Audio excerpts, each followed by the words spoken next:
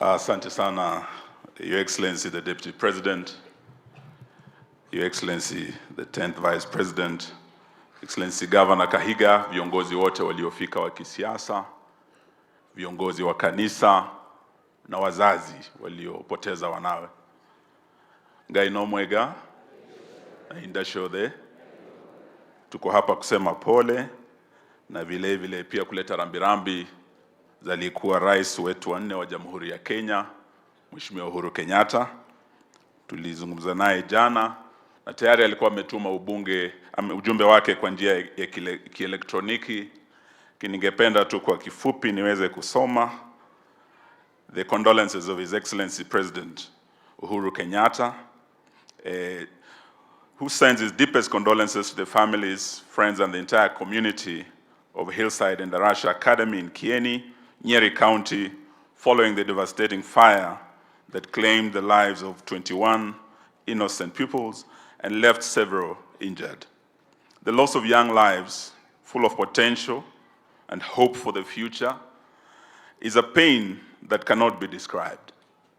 My heart goes out to the families who lost their dear children and the school community deeply affected by this tragedy of unimaginable magnitude. May God give you the strength, the comfort, and peace that you need to cope with this loss. We also wish swift recovery to all the injured children, praying for God's healing and strength as they recover physically and emotionally from this traumatic event. Ningependa pia nilete rambirambi zangu binafsi na rambirambi za watu kutoka kule Kitale, kiwemo gavana wetu George Natembeya na watu wa Western. Siku ile kulikuwa na huu mkasa, tulikuwa na His Excellency the Deputy President kule kwetu Kitale. Na alikuwa amekuja kuomboleza rafiki yake anaitwa Victor Ukioma, walikuwa wanafanya kazi naye in the provincial administration. Wakati huo wakisema pole kwetu Kitale, watu wa Kitale tulipeana pole zetu kwa wazazi na alitoka huko kuja huku kusimama nanyi. Lakini siku ya leo pia wamenituma nifike hapa. Vile alifika kwetu, Your Excellency, they send their condolences to you, Governor Kahiga and the people of the great county of Nyeri, na wazazi wote who are affected. Wanasema uchungu wa mwana aujuae ni mzazi. Ninyi ndio mnajua uchungu huu. Sisi tuko hapa tukusema pole, and the children suffered in the fire. You suffered as the parents.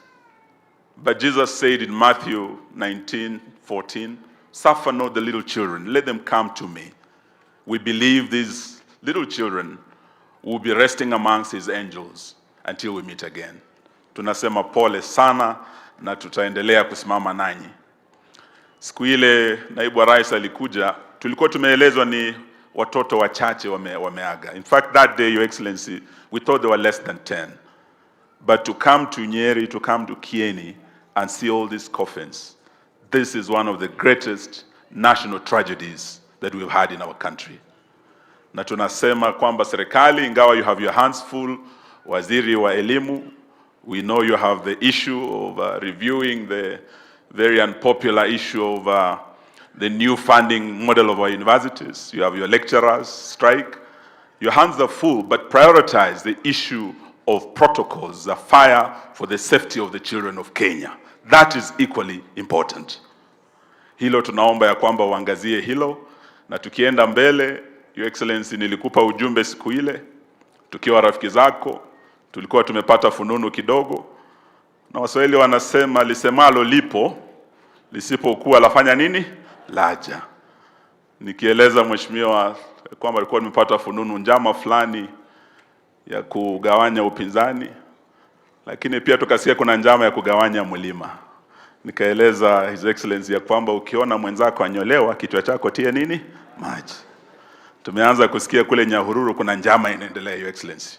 Leo tuko hapa kwa moto wa Endarasha, na wale ambao wanapanga kuasha moto mlima huu, nataka niambie watu wa mlima, Your Excellency, mlima huu una marafiki. Mlima huu una marafiki. Mkiona huyu Kalonzo hapa, huyu alikuwa rafiki wa Kibaki, muhula wa pili alikuwa makamu wa Kibaki, na ni rafiki wa huu mlima. Mkiona Wamalwa hapa, mnajua Wamalwa alikuwa naibu wa Kibaki muhula wa kwanza. Mjue ya kwamba mna marafiki. If the day comes and this mountain calls upon us, we will stand with you. You will not walk alone. Asante, Mungu awabariki.